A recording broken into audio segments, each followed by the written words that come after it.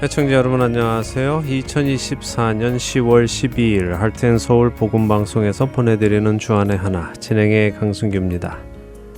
지난 한 주도 하나님의 전신갑주를 입고 이 땅의 삶을 살아가신 여러분 되셨으리라 믿습니다. 안내 말씀드립니다. 지난 2021년까지 저희 할텐서울 복음방송은 1년에 한 번씩 애청자 설문조사를 실시했는데요. 애청자 여러분들이 어떤 방식으로 방송을 듣고 계시고 또 어떤 프로그램들을 통해 도움을 얻고 계시며 신앙생활 어떤 부분에 도움이 필요로 하고 계시는지 등을 조사해서 저희 할텐서울 복음방송이 어떤 방송을 제작할지 또 어떤 방식으로 여러분들이 들으실 수 있도록 방향을 잡을지 등을 결정하는 데 도움을 받아왔습니다. 이제 3년 만에 다시 여러분들의 의견을 좀 여쭈어 보려고 합니다. 지난 3년간 세상은 많이 변화했고 방송을 들으시는 방법에도 많은 변화가 왔죠. 그래서 애청자 여러분들께 설문조사서를 보내드릴 것입니다. 다음 주인 10월 14일 주부터 여러분 댁에 도착이 될 텐데요. 바쁘신 시간 속에도 시간을 좀 내주셔서 여러분의 귀한 의견을 적어 보내주시기를 바랍니다. 또한 온라인을 통해서도 참여하실 수 있습니다. 혹시 의견은 있지만 글로 표현하기 어려우신 분들 계시면 전화로도 의견 주실 수 있습니다. 여러분의 적극적인 참여가 저희의 사역에 큰 도움이 됩니다. 기억하시고 의견 주시기를 부탁드립니다. 첫 찬양 함께 하신 후에 말씀 나누도록 하겠습니다.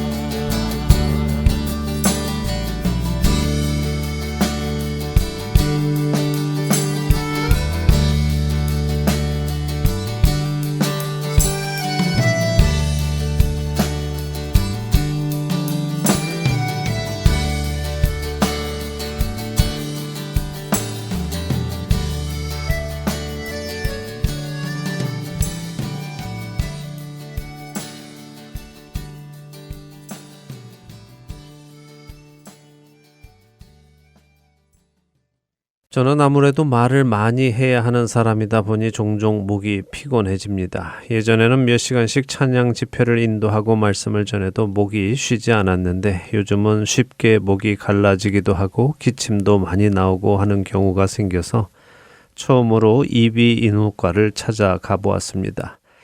의사 선생님이 저의 성대를 진찰하셨는데요. 다행히도 성대에 결절이나 이상은 있어 보이지 않지만 역류성 식도염 증상이 보인다고 하면서 스트레스 받는 것을 조심하라고 말씀하셨습니다.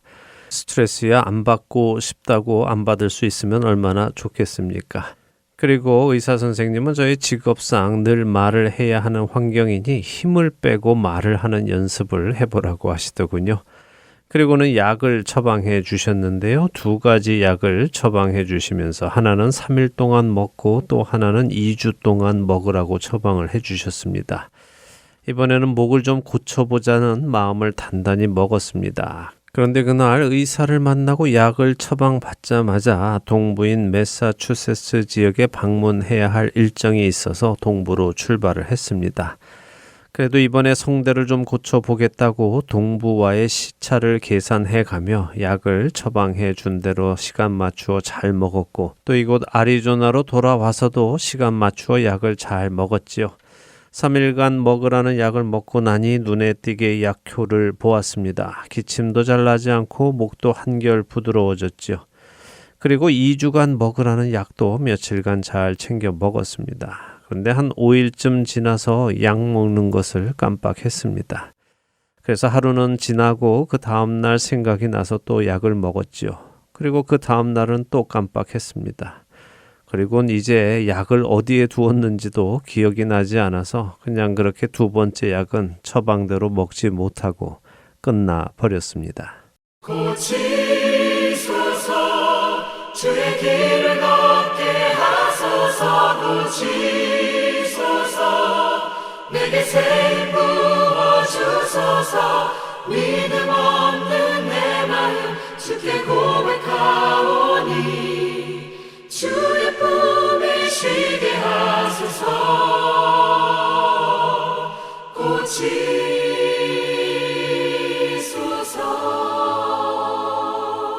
고치소서 내 기도에 귀를 기울이시며 내 신음에 응답하시네 나 여기 잠잠하게 주 기다릴 때에 주의 말씀 날 고치시리 고치소서 주의 길을 걷게 하소서 고치소서 내게 새 부어주소서 믿음 없는 내 마음 주께 고백하오니 주의 품에 쉬게 하소서 고치소서 주의 길을 걷게 하소서 고치소서 내게 새 부어주소서 믿음 없는 내 마음 주께 고백하오니 주의 품에 쉬게 하소서 내 기도에 귀를 기울이시며 내 신음에 응답하시네 잠잠히 주 기다릴 때에 주의 말씀 날 고치시리 고치소서 주의 길을 걷게 하소서 고치소서 내게 새 힘 부어주소서 믿음 없는 내 마음 주께 고백하오니 주의 품에 쉬게 하소서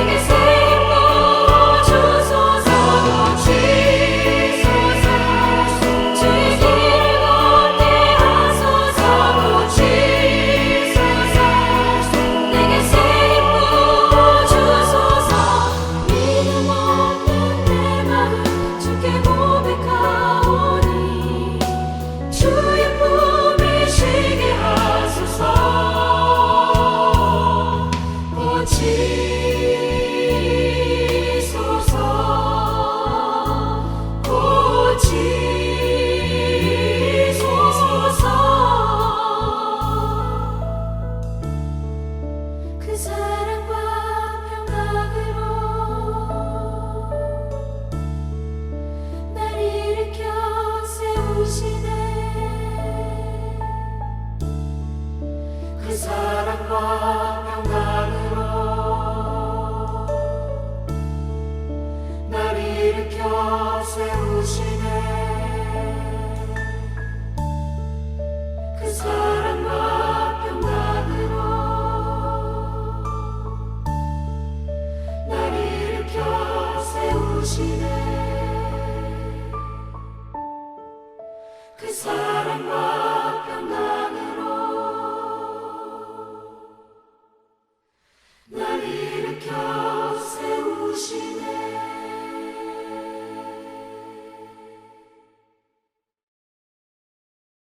처음 의사를 만난 후 3주 만에 다시 의사를 찾아가서 팔로우업 미팅을 했습니다. 어떻느냐고 묻는 의사에게 훨씬 좋아졌다며 고맙다고 말씀을 드렸지요. 그리고는 그 2주간 먹는 약을 사실 다 먹지 못하고 없어졌는데 그 약을 계속 먹을 수 있느냐고 물어보았습니다. 그랬더니 의사 선생님은 그 약은 부작용이 있기 때문에 2주 이상은 먹어서는 안 되고 또 한 번 먹으면 최소 3개월 이상 지난 후에 다시 먹을 수 있다며 안 된다고 하시더군요. 그러시면서 증상이 조금 나아졌다고 해서 약 먹는 것을 잊어버리면 안 된다고 따끔하게 충고도 해 주셨습니다. 생각해보니 그랬습니다. 저는 원래 아파도 의사를 잘 찾는 성격이 아닌데 목소리가 전 같지 않고 피로가 많이 느껴져서 이번에 의사를 찾은 것이었습니다. 그런데 약을 며칠 먹고 목소리도 괜찮아지고 기침도 나지 않으니 금세 마음이 해이해져서는 약 먹는 것을 소홀히 했지요.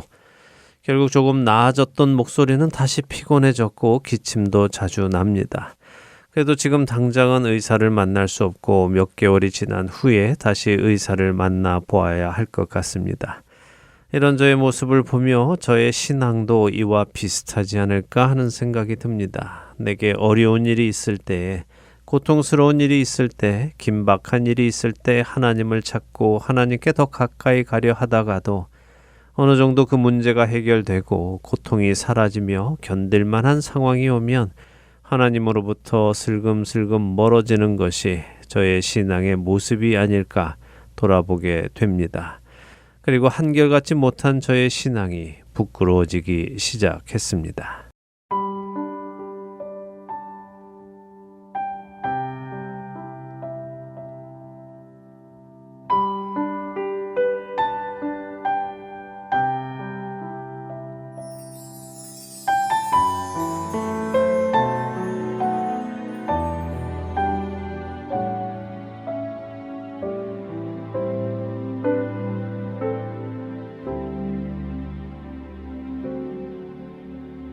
내 주를 가까이 하게 함은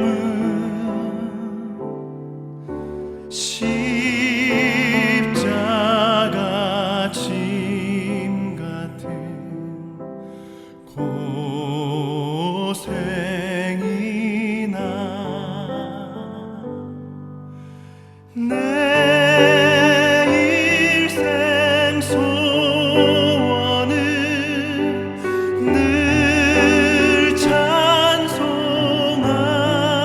찬송하면서 주께 더 나아가기 원합니다. 내 고생하는 것 옛 야곱이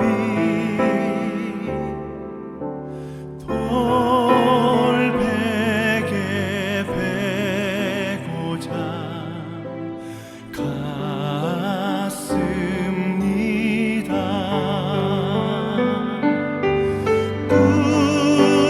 꿈에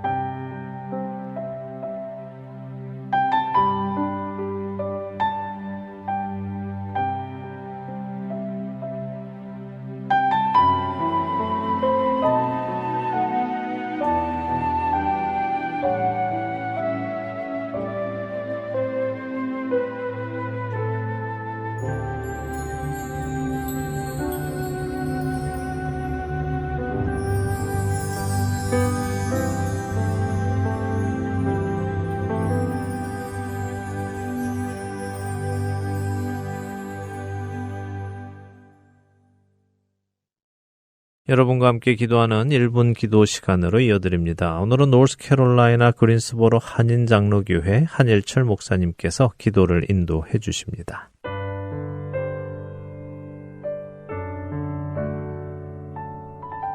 하트앤서울 복음방송 1분 기도 시간입니다. 저는 노스캐롤라이나 그린스보로 지역에서 그린스보로 한인장로교회를 섬기고 있는 한일철 목사입니다.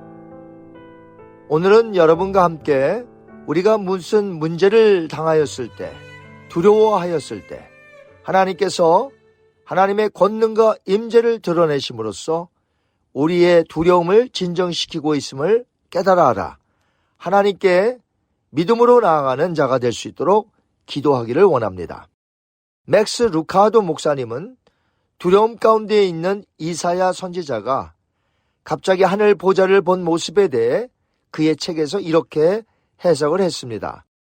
하나님은 문제를 제거하심으로써가 아니라 하나님의 권능과 임재를 드러내심으로써 이사야의 두려움을 진정시키셨다라고 했습니다. 그렇습니다. 우리가 어떤 큰 어려움을 당하였을 때 두렵기 쉽습니다. 그럴 때에 하나님은 우리의 문제를 먼저 제거하심이 아니라 바로 그분이 나타나셔서 권능과 임재를 드러내심으로써 우리의 두려움을 진정시키시고 주님만 바라보며 나아가도록 하신다는 것이죠. 오늘 이 시간에 함께 기도하며 나아가겠습니다.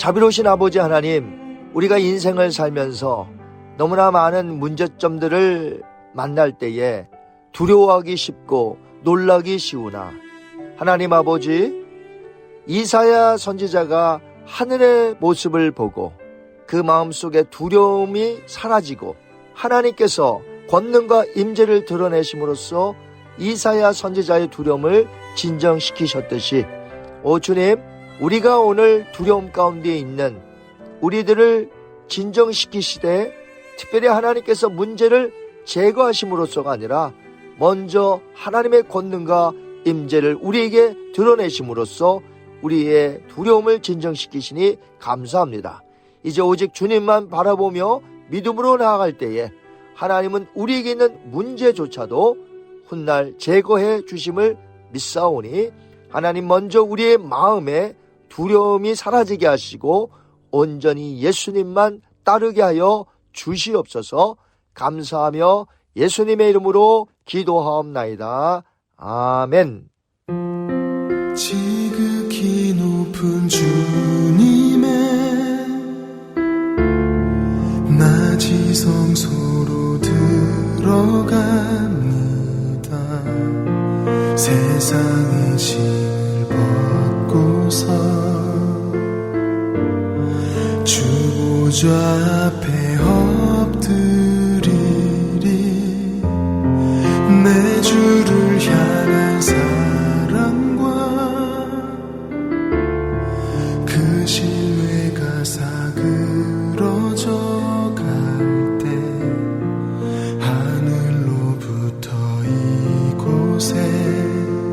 장막이 덮이네. 이곳을 덮으소서. 이곳을 비추소서. 내 안에 무너졌던 모든 소망 다 회복하리. 이곳을 지나소서. 이곳을 만지소서. 내 안에 죽어가는 모든 예배 다 살아나리라.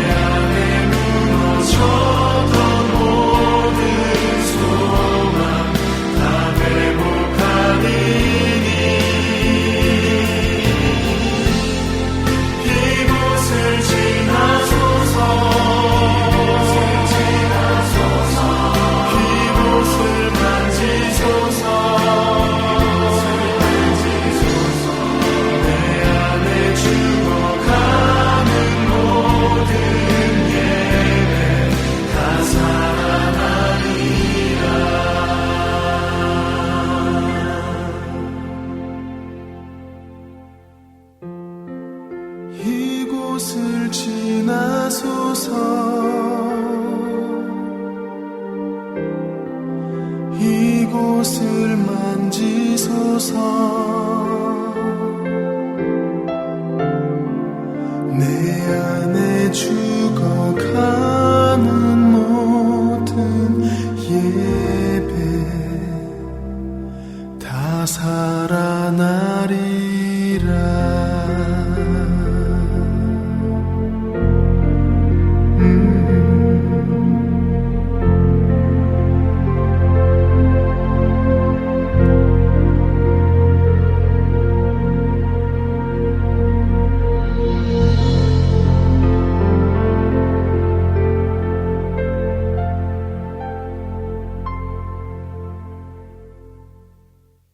할텐서울 복음방송은 지난 2000년 3월부터 오늘 현재까지 순수 복음만을 전하고 있는 선교회입니다. 매주 댁에서 CD나 MP3 CD로 방송을 들으실 수 있고 스마트폰 앱이나 팟캐스트, 카카오톡과 홈페이지, 그리고 유튜브를 통해 여러분의 스마트폰에서 들으실 수 있습니다. 매주 토요일에 새로운 방송이 업데이트되고 있으며 4시간의 한국어와 1시간의 영어, 1시간의 일본어로 복음을 전하고 있습니다. CD 신청이나 방송을 듣는 방법에 도움이 필요하신 분들은 방송사 사무실 전화번호 602-866-8999로 해주시면 안내해 드리겠습니다. 기쁜 소식 사랑으로 땅끝까지 전하는 아랜소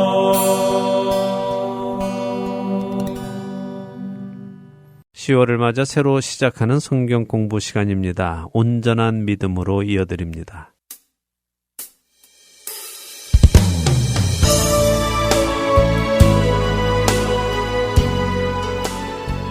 여러분 안녕하세요. 신학의 야고보서를 함께 공부하는 시간입니다. 온전한 믿음 진행의 김명아입니다. 네, 여러분 안녕하세요. 강승규입니다.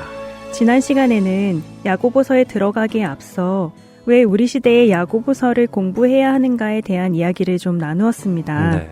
은혜가 너무 강조되다 보니 성경이 말씀하시는 듣고 행함이 부족한 시대가 우리 시대라는 것을 생각해 보게 되었습니다. 네, 분명 구원은 우리의 행함이 아닌 하나님의 전적인 은혜로 받는 것이 맞습니다. 그러나 이 말이 우리가 우리의 육신을 따라 살아가도 하나님께서 구원해 주신다 하는 말씀은 아니지요. 우리가 행함으로 구원에 이르지 못한다는 것은 어느 누구도 자신의 의로 하나님께 갈 수 없다 하는 말이지, 우리가 하나님의 말씀을 따라 살아서는 안 된다 하는 말은 아니거든요. 근데 참으로 안타깝게도 행위로 구원을 얻지 못한다는 말씀을 우리는 어떤 행위도 해서는 안 된다는 말로 이해하는 사람들이 많고요. 더 나아가 하나님의 말씀을 따라 살려는 사람들을 율법주의자라고 몰아세우는 사람들까지도 있는 시대이니 우리가 잘 분별을 해야 하겠습니다. 그렇네요. 하나님께서 성경을 통해 하시려는 말씀을 명확히 이해하고 그 말씀의 의도를 따라 살아가는 우리가 되기를 바랍니다. 아멘. 그런 은혜가 우리 모두에게 있기를 바랍니다. 자, 오늘 야고보서 1장으로 들어가 보도록 하겠습니다. 먼저 야고보서 1장 1절에서 4절 읽고 이야기 나누어 보도록 하죠. 네, 야고보서를 함께 읽겠습니다. 1장 1절에서 4절입니다. 하나님과 주 예수 그리스도의 종 야고보는 흩어져 있는 12지파에게 문안하노라. 네, 형제들아, 너희가 여러 가지 시험을 당하거든 온전히 기쁘게 여기라. 이는 너희 믿음의 시련이 인내를 만들어내는 줄 너희가 알미라. 인내를 온전히 이루라. 이는 너희로 온전하고 구비하여 조금도 부족함이 없게 하려 함이라. 야고보서는 자신을 소개하며 편지를 시작합니다. 자신을 어떻게 소개합니까? 하나님과 주 예수 그리스도의 종 야고보라고 스스로를 소개하네요. 네, 하나님과 주 예수 그리스도의 종이라고 설명을 합니다. 우리가 지난 시간에 나누었지만 이 야고보는 예수님의 육신의 동생 야고보이죠. 그런데 자신을 나 예수의 친동생 야고보는 이렇게 밝히지 않습니다. 우리 같으면 이런 인맥이면 어떻게 하겠습니까? 그러네요. 나 예수님의 동생이라며 자신과 예수님의 친분을 이용할 수도 있었겠네요. 네, 만일 사람이 예수님을 이용하여 자신의 유익을 구하려고 한다면 그렇게 했겠죠. 예수님의 이름을 이용해서 사람들로 하여금 자신의 아래로 오게 하고 그들을 자신의 소유처럼 사용하려고 했을 것입니다. 왜 이런 말씀을 드리느냐 하면요, 오늘 우리 시대에는 이렇게 예수님의 이름을 이용하여 자신의 배를 채우려는, 자신의 욕망을 채우려는 사람들이 많기 때문에 그렇습니다. 꼭 목회자만 그런 것이 아니라 성도들 중에도 그런 사람들이 많습니다. 내가 하나님과 친하다, 하나님이 내 기도는 잘 들어주신다, 이런 식으로 사람들에게 접근해서는 결국 사람들을 자신의 아래로 오게 하고 그들을 자기 마음대로 조정하며 유익을 취하는 사람들이 많이 늘어납니다. 흔히 요즘 말하는 가스라이팅을 하는 사람들이 특히 교회 안에 참 많아진 것 같아요. 연일 뉴스에 그런 내용들이 나오고 있습니다. 예, 혹시라도 우리 마음 안에도 그런 이기적인 욕심이 들어있다면 오늘 이 시간 깨닫게 되고 회개하고 내려놓게 되기를 바랍니다. 그리고 이 야고보에게서 배우면 좋겠습니다. 야고보는 예수님의 동생이면서도 자기 스스로를 주 예수 그리스도의 종이라고 표현을 합니다. 이것은 예수님이 누구시며 나는 누구인가를 분명하게 아는 사람에게서 나오는 고백이죠. 우리 안에도 이 고백이 나오기를 소망합니다. 자, 그런데 여기 종이라는 표현을 우리가 좀 생각해 보았으면 좋겠습니다. 종이라는 표현이요? 네, 종이라고 하면 어떤 생각이 드세요? 종하면 하인 이런 생각이 드는데요. 예, 국어 사전에서 종을 찾아보면요. 예전에 남의 집에 딸려 천한 일을 하던 사람 이렇게 표현합니다. 그러니까 김명아 아나운서가 말씀하신 대로 하인이라는 의미죠. 하인은 남의 집에 매여서 일을 하는 사람을 뜻합니다. 그런데요, 사실 성경 야고보서에 사용된 헬라어 단어는 듀올로스라는 단어인데요. 이 단어는 종이라고 번역하기보다는 노예라고 번역을 해야 맞습니다.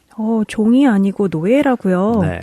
어감이 좀 좋지는 않은데요. 좋지는 않지요. 예, 그래서 종이라고 번역을 하고 있는 것인데요.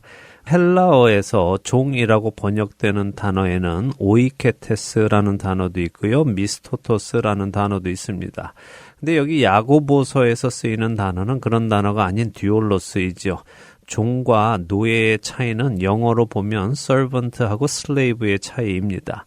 야고보서가 쓰이던 당시의 문화 안에는 종도 있었고 노예도 있었습니다. 종은 자신이 잘하는 어떤 기술을 가지고 상류층 집에 찾아가서는 저는 이런 일을 잘합니다. 밥을 잘 짓습니다. 청소를 잘합니다. 집안일을 잘합니다 하면서 일을 시켜달라고 요구를 합니다. 그리고 저를 사용하시려면 얼마를 주셔야 합니다 하고 흥정도 하죠. 그래서 일을 시작하면 임금도 받고 또 퇴근해서 집에도 가고 하는 것이 종입니다. 그럼 요즘으로 치면 가사도우미 혹은 관리인 이런 식으로 볼 수 있겠네요. 자신이 일을 시켜달라고 찾아와서 이런저런 조건도 서로 맞추어 보고 맞으면 일을 하기도 하고 하는 그런 사람이 당시의 종이군요. 맞습니다. 일한 것에 대한 대가를 받고 자유롭게 살아가지요. 반면에 노예는 어떻습니까? 노예는 자신이 주인을 찾아옵니까? 아니지요. 노예는 주인이 노예시장에 나가서 노예를 사오는 것 아닌가요? 그렇죠. 노예는 주인이 가서 돈을 주고 사온 주인의 소유입니다. 그래서 노예는 일을 해도 임금을 받지 않지요. 또한 퇴근도 없습니다. 주인의 집에 살며 항상 주인의 일에 동참하고 주인이 시키는 일을 합니다. 자, 우리는 하나님의 종입니까? 아니면 노예입니까? 우리가 하나님께 가서 저 이런 일 잘하는데 저 좀 구원해 주세요라고 했습니까? 아니죠. 우리는 죄와 사망의 노예였는데 하나님께서 예수 그리스도의 핏값을 주시고 우리를 사셨죠. 바로 그것입니다. 고린도전서 7장 23절은 우리는 값으로 사신 바 되었다고 하시죠. 그래서 우리는 종이 아니라 노예입니다. 근데 노예라는 말에 기분이 나빠지시면 안 됩니다. 우리는 죄의 노예였고 사망의 노예였습니다. 죄가 시키는 대로 했고 사망이 우리를 다스렸지요. 이제 우리는 예수 그리스도의 핏값을 치르고 사신 바 되어서 더 이상 죄의 노예가 아니고 의의 노예가 되었습니다. 사망의 노예가 아니라 생명의 노예가 되었죠. 우리의 이 정체성을 잘 새겨두어야 합니다. 종은 일을 하다가도 자기가 그만두고 싶으면 저 그만두겠습니다 하고 집으로 갈 수 있습니다. 그런데 노예는 그럴 수 없죠. 노예는 주인에게 절대 복종해야 합니다. 또한 주인의 소유라는 것을 명심하시기 바랍니다. 네, 그만두고 싶어도 그만둘 수 없다는 말씀이군요. 주인이 버리지 않는 한이요. 네. 특별히 내가 노예라는 그 말에 기분 나빠지지 말고 종이 아니라 노예라는 그 개념을 이해해야 하는 것이군요. 맞습니다. 노예라는 단어에 괜히 기분 나빠지시면 안 됩니다. 사실 우리의 주인은 우리 같은 인간이 아니시죠. 우리 하나님은 노예들을 일시켜 먹고 때리고 괴롭히고 막 비인간적인 대우를 하시는 분이 아니십니다. 우리의 주인 되시는 하나님은 선하시고 신실하시고 긍휼하시고 사랑 그 자체이신 분입니다.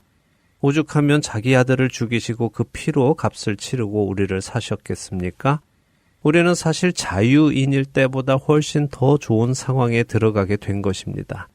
솔직히 생각해보지요. 김명아 아나운서가 만일 집 주인이라면 노예 시장에 가서 노예를 살 때 어떤 노예를 사시겠습니까? 아주 비싼 값을 내고 사야 하는 노예라면 어떤 노예를 사시겠어요? 아무래도 건강하고 말 잘 듣고 착하고 일을 잘할 것 같은 노예를 사겠죠. 그렇죠. 예, 우리라면 당연히 그럴 것입니다. 그런데 우리 스스로를 한번 생각해 보죠. 우리가 영적으로 건강했고 하나님 말씀을 잘 듣고 착하고 하나님 나라 일을 잘할 사람들이었습니까? 우리가 그래서 하나님께서 그 비싼 독생자의 피를 흘리시고 사셨나요? 아니죠. 우리는 연약했고 죄인이었고 심지어 하나님의 원수였다고 하셨죠. 네. 아, 그러네요. 제가 주인이었다면 저는 저 같은 사람을 값을 주고 사지는 않았겠네요. 말도 안 듣고 착하지도 않고 또 영적으로 건강하지도 않았으니까요. 예, 그것이 우리 모두의 고백이어야만 합니다. 그것이 깨달아지는 자만이 하나님의 은혜에 감사할 수 있죠. 우리 같으면 결코 내 아들의 목숨을 내어주고 사지 않을 그런 존재들을 하나님은 사셨습니다. 그 은혜를 깨닫게 되는 축복이 우리 모두에게 있기를 바랍니다. 자, 사실 우리가 생각해 보면요. 예전에 영국은 물론 미국 그리고 유럽의 많은 기독교 국가들이 아프리카에서 사람들을 잡아다가 뭘 했습니까? 노예로 만들어서 팔고 사고 비인격적으로 마치 동물처럼 대하고 했었죠. 예, 인간으로 다른 인간에게 해서는 안 되는 일을 했습니다. 바로 이런 이유로 사실 노예, 영어로 슬레이브라는 단어를 사용하는 것이 서구 문화에서는 아주 껄끄러워졌습니다. 그래서 성경을 번역할 때도 슬레이브 대신에 말을 순화시켜서 서번트라고 번역을 하게 된 것이죠. 그리고 우리 한국어 성경도 그렇게 노예라는 말 대신 종이라고 번역을 하게 된 것이고요. 문제는 번역을 이렇게 해놓으니까 성도들이 자신의 정체성을 잘 모르는 것입니다. 분명 우리 모두는 하나님의 노예, 예수 그리스도의 노예인데도 불구하고 자꾸 자기를 종이라고 생각하면서 하나님께 나 이거 잘하니까 이거 시켜주세요, 저거 시켜주세요 요구하면서 또 그 일을 하고 나면 대가를 달라고 요구하죠. 또 하다가 그만두고 싶으면 그만두겠다고도 하고 말입니다. 말씀을 들어보니 정말 그러네요. 우리 주변에서 흔히 볼 수 있는 모습이고 제 자신 안에도 있는 모습입니다. 충격적인데요. 예, 우리가 겸손하게 다시 본래 모습으로 돌아가서 하나님과 예수 그리스도의 노예로 기꺼이 또 기쁘게 살아가게 되기를 바랍니다. 네, 오늘부터 저는 그리스도의 종이 아니라 노예라는 것을 깊이 새기고 살아가야겠습니다. 아멘. 자, 이렇게 하나님과 주 예수 그리스도의 종인 야고보가 이 편지를 쓰는데 누구에게 쓴다고 합니까? 흩어져 있는 12지파에게 쓴다고 하시네요. 네, 흩어져 있는이라는 말의 원어는 디아스포라입니다. 많이 들어보셨죠? 네, 한국 성도들이 이민자들을 칭할 때 자주 쓰던 것 같은데요. 예, 그렇게 사용하는 분들이 많은데요. 사실 디아스포라는 흩어진 씨앗을 뜻합니다. 한문으로 이해하면 쉬운데요. 파종한다고 하죠. 파종하는 것은 종자를 뿌린다는 의미입니다. 그러니까 단순히 흩어진 이민자와는 다릅니다. 왜냐하면 씨앗이 뿌려졌다 하는 것은 씨앗을 뿌린 자가 있다는 말이기 때문이죠. 이민자들은 자신들이 이민을 가기로 결정한 것이죠. 하지만 디아스포라는 그렇게 흩어지게 한 존재가 있다는 것입니다. 디아스포라가 파종하는 의미이고 씨를 뿌린 존재가 있다면 그 존재는 목적을 가지고 씨를 뿌렸겠네요. 그렇죠. 씨를 뿌려서는 그 씨가 곳곳에 심기어 열매를 맺도록 목적을 가지고 뿌린 것입니다. 자, 북이스라엘은 기원전 722년에 아수르에 의해 멸망을 당하죠. 남유다 역시 기원전 586년에 바벨론에 의해 멸망을 당합니다. 이때 사람들이 노예로 끌려가고 여러 곳으로 흩어졌습니다. 이들을 디아스포라라고 지칭합니다. 하지만 지금 야고보 사도가 야고보서에서 지칭하는 디아스포라는 그때 흩어진 사람들이 아니라 예수님이 승천하신 후에 약속하신 성령님이 오셔서 교회가 탄생했죠. 네, 오순절에 성령님이 임하시며 교회가 생겨났지요. 네, 그 예루살렘 교회가 부흥을 하다가 스데반 집사의 순교와 함께 예루살렘 교회에 큰 박해가 왔다고 사도행전 8장은 말씀하십니다. 그래서 예루살렘에 있던 그리스도인들이 박해를 피해 흩어지게 되었고 그 후에 헤롯 아그리파 1세의 박해가 또다시 오면서 한 번 더 흩어지게 됩니다. 야고보 사도는 바로 이렇게 흩어지게 된 신약 시대의 성도들에게 편지를 하는 것이죠. 구약 시대에 흩어진 자들이 아니라 신약 시대에 흩어진, 다시 말해 예수를 그리스도로 믿는 성도들에게 보내는 편지이군요. 네, 자 야고보 사도는 인사를 이렇게 하자마자 맨 처음으로 하는 말이 2절에 내 형제들아 너희가 여러 가지 시험을 당하거든 온전히 기쁘게 여기라 라며 시작을 합니다. 좀 급작스럽기는 하네요. 아주 단도직입적으로 시작하는데요. 예, 편지를 쓰는 포인트로 바로 들어가죠. 예, 사도 바울처럼 인사도 좀 하고 칭찬도 좀 해주고 축복도 좀 하고 이렇게 마음을 좀 준비시켜 준 다음에 말을 시작하는 것이 아니라 바로 시작합니다. 자, 그런데 주제가 무엇입니까? 시험이네요. 그만큼 당시에 중요한 일이 시험이라는 것이겠네요. 그렇죠. 자, 이 시험은 뭡니까? 우리 한국 사람들 시험 하면은 거부감부터 좀 들죠? 사실 시험은 두 가지 의미를 가지고 있습니다. 하나는 실력을 알아보는 시험이 있고요. 또 하나는 사람을 떠보는 것, 그러니까 유혹하는 시험도 있습니다. 예를 들어 누군가가 야, 오늘 학교 땡땡이 치고 우리 같이 놀러 갈래? 하면은 시험하지 마라고 답할 수가 있죠. 네, 그렇죠. 나 떠보지 마, 유혹하지 마, 뭐 그런 의미로 사용할 수 있죠. 네, 근데 그 친구가 야, 시험하지 마, 나 내일 시험이야 이렇게 할 때 두 번째 시험은 무슨 말입니까? 내일 내 실력을 검증하는 시험이 있다는 것이죠. 맞습니다. 여기 시험이라고 번역된 단어는 헬라어 페이라스모스라는 단어인데요. 이 단어 역시 한 단어이면서 두 가지 상황 모두에 쓸 수 있습니다. 근데 기본적인 의미는 증거를 제시하다 하는 의미입니다. 그러니까 어떤 것이 실제로 그런지 아닌지를 알아보기 위해서 행하는 일을 시험이라고 하는 것이죠. 하지만 시험에는 또 훈련이라는 의미도 포함이 되어 있습니다. 시험이라는 말의 원어적 의미에는 어떤 대상의 성질을 알아보기 위해서 그것이 가지고 있는 기존의 것을 깨뜨리는 행위를 포함합니다. 그러니까 이렇게 기존의 것을 깨뜨리면 그것이 또 다른 모습으로 만들어지겠죠. 그렇게 되면서 전보다 더 강해지는 것입니다. 마치 굳은 살이 베는 것 같은 느낌이네요. 네, 정확한 표현입니다. 기존의 살이 깨지고 그 위에 또 살이 붙고를 반복하면 강해지죠. 자, 그런데 우리가 이것을 좀 생각해 보아야 합니다. 시험이라는 것, 이게 아무 대상에게나 아무 시험을 하는 것은 아니라는 것이죠. 예를 들어 우리가 날계란 하나를 놓고요. 그 날계란 위에 자동차가 몇 대 올라갈 수 있을까 이걸 시험할까요? 그렇지는 않죠. 그거야 뭐 해보나 마나 한 대도 못 올라가죠. 너무 당연하잖아요. 그렇죠. 예, 대신에 날계란 위에 종이가 몇 장쯤 올라갈 수 있을까 하는 것은 시험해 볼 수 있겠죠. 그건 할 수 있겠죠. 몇 장을 버틸 수 있을까? 계란 껍질의 강도를 알고 싶다면 그런 시험을 해볼 수는 있겠죠. 맞습니다. 자, 무슨 말씀을 드리려는 것일까요? 하나님께서 우리에게 허락하시는 시험은 그냥 아무 의미 없이 주어지는 시험은 아니라는 것을 말씀드리려는 것입니다. 우리에게 시험이 왔다 하는 것은 어떤 의미이겠습니까? 우리에게 주어진 그 시험을 통과할 수 있기 때문에 하나님께서 허락하셨다는 말씀을 하시려는 것이군요. 그렇죠. 우리에게 시험이 왔다는 것은 우리가 그 시험을 받을 만한 믿음이 준비되었다는 말씀입니다. 하나님께서 아브라함을 75세에 부르시자마자 이삭을 임신하게 하시고 야, 아브라함아 그 아이를 번제로 드려라 라고 시험하시지 않으셨죠? 그렇죠. 75세에 부르셨지만 100세가 되었을 때 이삭을 주셨고 그 이삭이 어느 정도 자란 후에 그렇게 하셨죠. 네, 그러니까 아브라함이 하나님의 그 시험에서 자신의 믿음을 증명할 준비가 되었을 때에 하나님께서 그의 믿음을 시험하신 것입니다. 그러니 우리에게 그런 믿음의 시험이 오면은 우리는 어떻게 해야 하겠습니까? 우리에게 그런 믿음이 준비가 되었다는 것이고 하나님께서 그 믿음을 인정해 주시는 것이니 감사해야 한다는 말씀이네요. 예, 그래서 지금 야고보 사도가 말씀하시는 것입니다. 형제들아 너희가 여러 가지 시험을 당하거든 온전히 기쁘게 여기라 라고요. 왜요? 이어지는 3절과 4절에 말씀하시죠.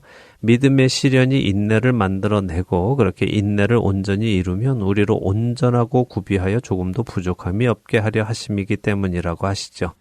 그래서 인내하다 하는 말은 지속적으로 견디는 것을 말하는데요. 참고 꿋꿋이 지내는 것을 말합니다. 그러니까 내게 주어진 현상 아래에서 머무는 것을 의미하지요. 그래서 이 말씀을 정리하면 믿음의 시련은 우리에게 이미 있는 예수 그리스도를 향한 믿음의 질을 더욱 높여준다 하는 말씀입니다. 강하게 해주신다는 말씀인가요? 네, 금을 연단할 때 불 속에 넣지요. 그 상태에서 인내하면 어떻게 됩니까? 순금을 얻게 되죠. 맞습니다. 그래서 인내를 온전히 이루라라고 하시는 것입니다. 그렇게 내게 주어진 상황 속에서 주님을 향한 믿음을 지켜 견디어낸다면 그 인내가 나를 온전하게 하신다고 하죠. 성숙하게 만드신다는 것입니다. 한 아이가 태어나면 자라가야 합니다. 팔만 자라면 될까요? 다리만 자라면 될까요? 모든 것이 함께 자라가야 하겠죠? 그래서 우리는 믿음의 시련이 올 때 그 안에서 온전히 인내하며 모든 부분에서 자라가야 하는 것입니다. 자, 벌써 시간이 마칠 시간이 되었는데요. 다음 시간에 이 3절과 4절 조금 더 보충 설명을 해드리도록 하겠습니다. 벌써 시간이 그렇게 되었네요. 불과 4절만 보는데도 생각할 내용이 참 많네요. 이를 통해 우리가 주님을 더 깊이 알아가게 되기를 소원합니다. 한 주간도 우리의 정체성, 곧 주님의 피로 사신 바 된 노예라는 것을 기억하며 그렇게 살아가기를 소망합니다. 네, 저희는 다음 주에 다시 뵙겠습니다. 안녕히 계십시오. 안녕히 계세요.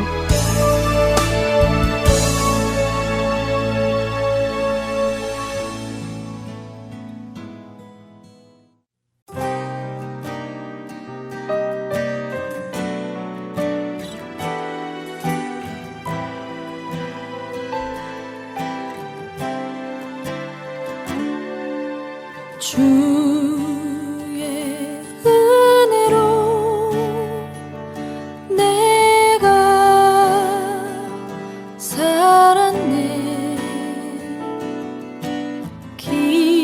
깊은 어두움 속에서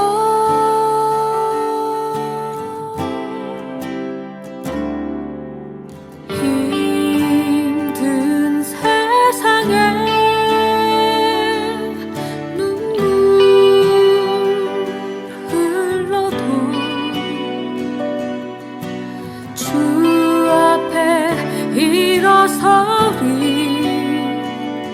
나 이제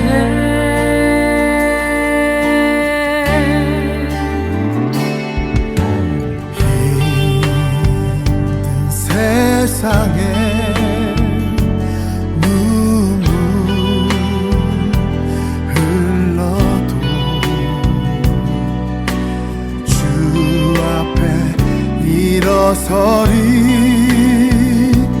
나 이제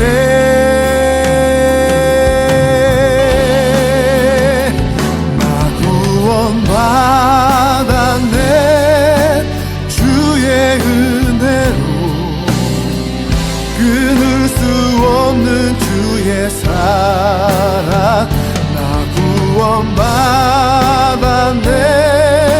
주의 은혜로 영원히 주를 찬양해.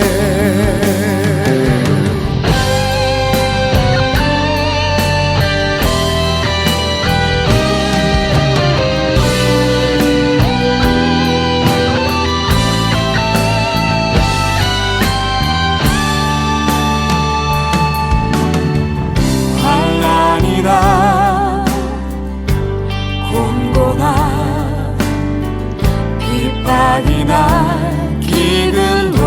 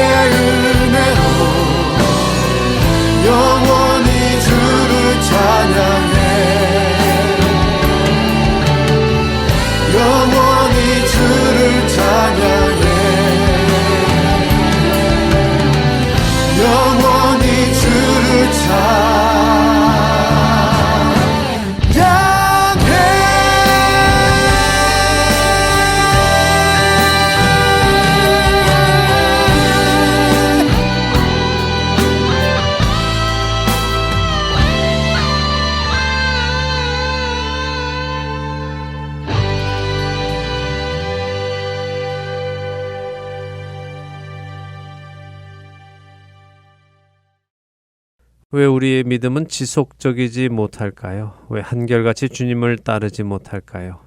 왜 필요할 때는 주님을 찾으면서도 평안할 때는 주님을 찾지 않을까요? 우리의 믿음은 왜 이리도 성숙하지 못할까요? 그 이유는 아직도 우리의 신앙이 유아기에 머물고 있어서 그런 것은 아닐까 합니다. 하나님 그분과의 관계를 쌓아가는 것에 관심이 있는 것이 아니라 그분이 나에게 무엇을 줄 수 있는가 하는 것에 관심이 있다 보니 그분의 도움이 필요할 때 그분께 받고 싶은 것이 있을 때는 그분을 찾으면서도 그분께 받고 싶은 것이 없을 때 더 나아가서 그분은 주시지 않을 것들을 내가 원할 때 우리는 그분으로부터 멀어져 가는 철저한 자기 유익을 위한 이기적인 믿음에 머물러 있기 때문은 아닐까 생각합니다. 그렇기에 시편 119편 기자의 고백이 감동으로 다가옵니다. 시편 119편 66절에서 71절의 말씀입니다. 내가 주의 계명들을 믿었사오니 좋은 명철과 지식을 내게 가르치소서. 고난당하기 전에는 내가 그릇 행하였더니 이제는 주의 말씀을 지키나이다. 주는 선하사 선을 행하시오니 주의 율례들로 나를 가르치소서. 교만한 자들이 거짓을 지어 나를 치려 하였사오나 나는 전심으로 주의 법도들을 지키리이다. 그들의 마음은 살져서 기름덩이 같으나 나는 주의 법을 즐거워하나이다. 고난당한 것이 내게 유익이라. 이로 말미암아 내가 주의 율례들을 배우게 되었나이다. 고난당하기 전에는 그릇 행하던 시편 기자, 그는 이제는 주의 말씀을 지킨다고 고백합니다. 자기 죄로 인해 고난을 당하고 그 고난을 통하여 하나님의 율례들을 배웠기에 고난당한 것이 자신에게 유익하다고 고백하고 있는 시편 기자의 믿음이 부러워집니다. 우리는 하나님께 평안하기를 간구하고 안전하기를 간구합니다. 아무 일도 없게 해 주시라고 기도합니다. 그러나 하나님께서 우리의 그 기도에 응답해 주셔서 우리 삶에 아무 어려운 일이 없이 평안해지면 우리는 하나님을 잊어버립니다. 성경의 수많은 사람들의 이야기 속에서 우리는 평안함과 안락함과 부유함이 그들로 하나님을 잊게 하고 하나님의 말씀으로부터 멀어지게 한 것을 배웁니다. 그럼에도 불구하고 우리는 여전히 평안함을 구하지요. 우리의 시선이 주님께로 향하기를 원합니다. 우리의 관심이 주님과 나와의 관계의 깊어짐에 있기를 바랍니다. 모든 상황을 통해 하나님을 더 깊이 알아가고 하나님과 더 깊이 교제하게 되고 그래서 하나님과 동행하는 것이 나의 가장 큰 기쁨이고 행복이며 내 삶의 목적이 되어지기를 소망합니다. 그렇기에 오래 참으시고 우리를 기다리시는 그 하나님의 인자하심에 감사드릴 수밖에 없습니다. 우리가 다 하나님의 아들을 믿는 것과 아는 일에 하나가 되어 온전한 사람을 이루어 그리스도의 장성한 분량이 충만한 데까지 이르리니 이는 우리가 이제부터 어린아이가 되지 아니하여 사람의 속임수와 간사한 유혹에 빠져 온갖 교훈의 풍조에 밀려 요동하지 않게 하려 함이라. 오직 사랑 안에서 참된 것을 하여 범사에 그에게까지 자랄지라. 그는 머리니 곧 그리스도라. 에베소서 4장 13절에서 15절의 말씀입니다. 내가 필요할 때만 주님을 찾는 이기적인 신앙인이 아니라 주님의 능력만을 내 삶에 이용하려는 신앙인이 아니라 하나님과 예수님의 그 친밀한 관계같이 하나님이 나의 하나님이 되시고 하나님이 나의 아버지가 되시는 그 관계를 쌓아나가는 저와 애청자 여러분이 되시기를 소망하며 오늘 주안의 하나 여기에서 마치도록 하겠습니다. 함께해 주신 여러분들께 감사드리고요. 저는 다음 주 이 시간 다시 찾아뵙겠습니다. 지금까지 구성과 진행의 강순기였습니다. 애청자 여러분 안녕히 계십시오.